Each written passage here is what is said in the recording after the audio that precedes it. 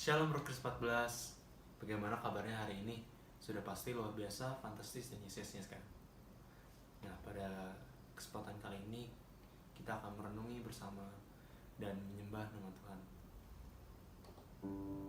Oleh karena itu, marilah kita bersatu hati memasuki hadiratnya.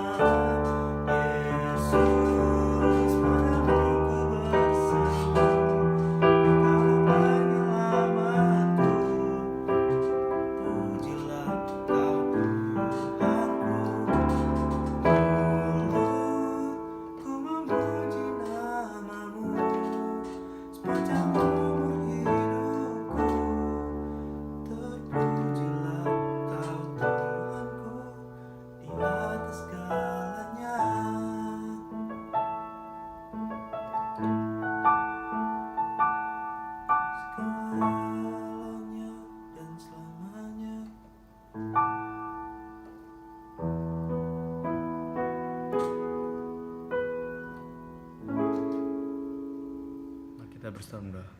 Selamat pagi ya Bapak, selamat pagi Putra, selamat pagi Roh Kudus. Terima kasih Engkau telah memberkati kami ya Bapak sepanjang istirahat kami tadi malam. Terima kasih atas berkat perlindungan-Mu ya Bapak. Ya Bapak, sebentar kami akan memulai hari. Tetapi biarlah kita dapat mulai hari ini dengan firman-Mu ya Bapa. Terima kasih Tuhan. Kami berserah ya Bapa kepadamu. Terima kasih Tuhan. Haleluya. Amin. Matius 13. Perumpamaan tentang seorang penabur. Pada hari itu keluarlah Yesus dari rumah itu dan duduk di tepi danau. Maka datanglah orang banyak berbondong-bondong lalu mengerumuni dia, sehingga ia naik ke perahu dan duduk di situ. Sedangkan orang banyak semuanya berdiri di pantai. Dan ia mengucapkan banyak hal dalam perumpamaan pada mereka.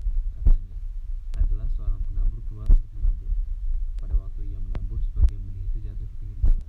Lalu datanglah burung dan makannya sampai habis. Sebagian jatuh di tanah yang berbatu-batu, yang tidak banyak tanahnya. Lalu benih itu pun segera tumbuh karena tanahnya tipis. Tetapi sesudah matahari terbit, layulah ia dan menjadi kering karena tidak berakar. Sebagian lagi jatuh di tengah semak duri, lalu makin besarlah semak itu dan makin pecah sampai mati. Dan sebagian jatuh di tanah yang baik, lalu berbuah. Ada yang 100 kali lipat, ada yang 60 kali lipat, ada yang 30 kali lipat. Siapa yang bertelinga, hendaklah ia mendengar. Maka datanglah murid-muridnya dan bertanya kepadanya, mengapa engkau berkata-kata kepada mereka dengan perumpamaan? Jawab Yesus, kepadamu diberi karunia untuk mengetahui rahasia kerajaan surga, tetapi kepada mereka tidak. Karena siapa yang mempunyai, kepadanya akan diberi, sehingga ia berkelimpahan. Tetapi siapa yang tidak mempunyai, apapun juga yang ada padanya akan diambil daripadanya. Itulah sebabnya aku berkata-kata dalam perumpamaan kepada mereka, karena sekalipun melihat, mereka tidak melihat, dan sekalipun mendengar, mereka terdengar dan tidak mengerti. Maka pada mereka genaplah nubuat Yesaya yang berbunyi, kamu akan mendengar dan mendengar, namun tidak mengerti. Kamu akan melihat dan melihat, namun tidak menangkap. Sebab hati bangsa ini telah menebal, dan telinganya berat mendengar, dan matanya melekat lutut, supaya jangan mereka melihat dengan matanya, dan mendengar dengan telinganya, dan mengerti dengan hatinya, lalu berbalik sehingga aku menyembuhkan. Tetapi berbahagialah matamu karena melihat, dan telingamu karena mendengar. Sebab aku berkata kepadamu, sesungguhnya banyak nabi dan orang benar ingin melihat apa yang kamu lihat, tetapi tidak melihatnya, dan ingin mendengar apa yang kamu dengar, tetapi tidak mendengarnya. Karena itu, dengarlah arti perumpamaan penabur itu. Kepada setiap orang yang mendengar firman tentang kerajaan surga, tetapi tidak mengertinya, datanglah si jahat dan merampas yang ditaburkan dalam hati orang itu. Itulah benih yang ditaburkan di pinggir jalan.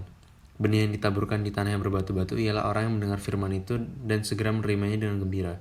Tetapi ia tidak berakar dan tahan sebentar saja. Apabila datang penindasan atau penganiayaan karena firman itu, orang itu pun segera murtad. Yang ditaburkan di tengah semak duri ialah orang yang mendengar firman itu. Lalu kekhawatiran dunia ini dan tipu daya kekayaan menghimpit firman itu sehingga tidak berbuah. Yang ditaburkan di tanah baik ialah orang yang mendengar firman itu dan mengerti. Dan karena itu ia berbuah. Ada yang 100 kali lipat, ada yang 60 kali lipat, ada yang 30 kali lipat. Perumpamaan tentang lalang di antara gandum. Yesus membentangkan suatu perumpamaan lain lagi kepada mereka, katanya, hal kerajaan surga itu seumpama orang yang menaburkan benih yang baik di ladangnya.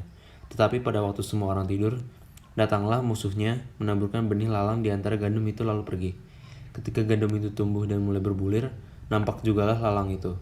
Maka datanglah hamba-hamba tuan ladang itu kepadanya dan berkata, Tuan, bukankah benih baik yang Tuan taburkan di ladang Tuan itu? Maka datanglah hamba-hamba tuan ladang itu kepadanya dan berkata, Tuan, bukankah benih baik yang Tuan taburkan di ladang Tuan? Dari manakah lalang itu? Jawab tuan itu, seorang musuh yang melakukannya. Lalu berkatalah hamba-hamba itu kepadanya, jadi maukah Tuan supaya kami pergi mencabut lalang itu? Tetapi ia berkata, jangan, sebab mungkin gandum itu tidak ikut tercabut pada waktu kamu mencabut lalang itu. Biarkanlah keduanya tumbuh bersama sampai waktu menuai. Pada waktu itu aku akan berkata kepada para penuai, kumpulkanlah dahulu lalang itu dan ikatlah di berkas-berkas untuk dibakar. Kemudian kumpulkanlah gandum itu ke dalam lumbungku. Perumpamaan tentang biji sesawi dan ragi.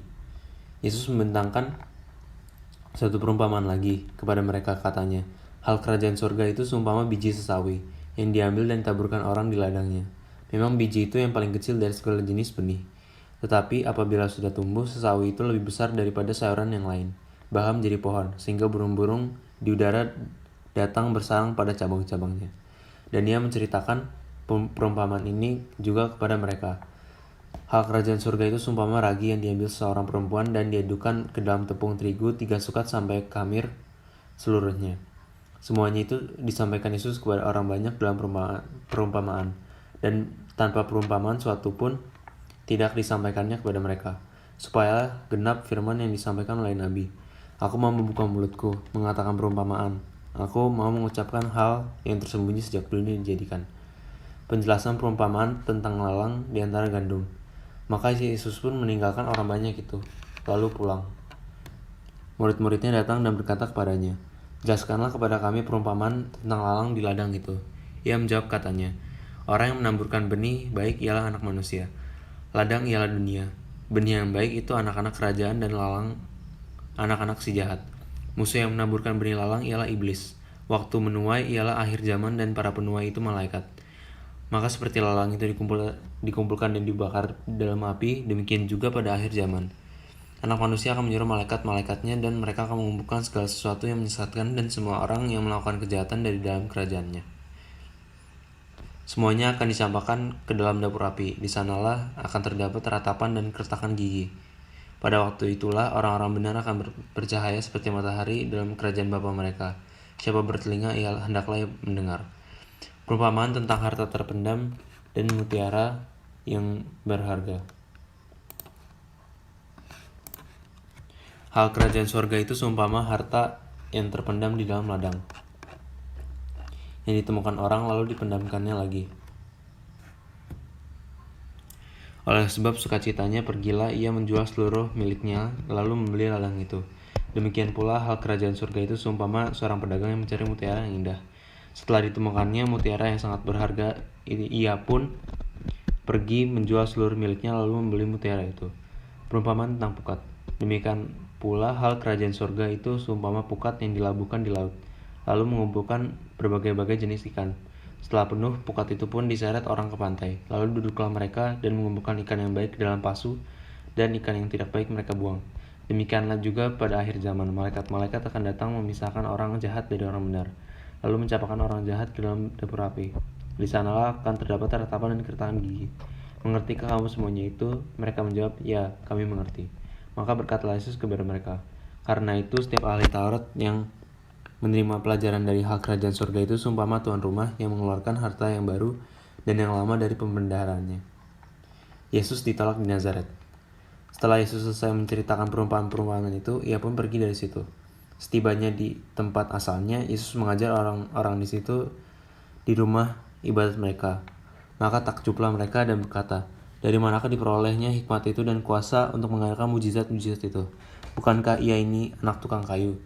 Bukankah ibunya bernama Maria dan saudara-saudaranya Yakobus, Yusuf, Simon, dan Yudas? Dan bukankah saudara-saudaranya perempuan semuanya ada bersama kita? Jadi dari mana diperolehnya semuanya itu?" Lalu mereka kecewa dan menolak dia. Maka Yesus berkata kepada mereka, "Seorang nabi dihormati di mana-mana, kecuali di tempat asalnya sendiri dan di rumahnya." Dan karena ketidakpercayaan mereka, tidak banyak mujizat diadakannya di situ. Mari kita tutup renungan ini dalam doa. Selamat pagi ya Bapak, terima kasih Engkau telah memberkati kami ya Bapak, sepanjang tadi renungan kami ya Bapak. Biarlah penyembahan kami dapat berkenan ya Bapak di hadapan-Mu ya Bapak. Ya Bapak, sebentar kami akan menjalani hari kami.